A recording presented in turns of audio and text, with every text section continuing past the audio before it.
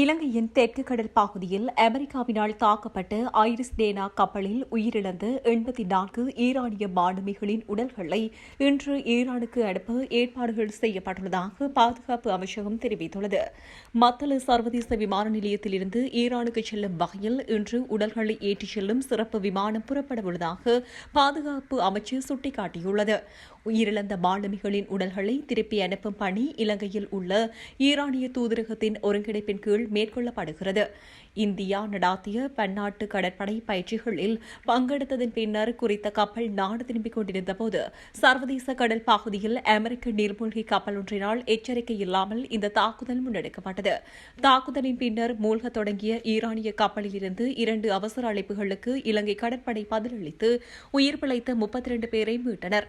அவர்கள் சிகிச்சைக்காக காலியில் உள்ள கராபிட்டிய வைத்தியசாலையில் அனுமதிக்கப்பட்டனர். பின்னர் கடற்படையினர் மூழ்கிய கப்பலில் இருந்து பல மாலுமிகளின் உடல்களை மீட்டனர்.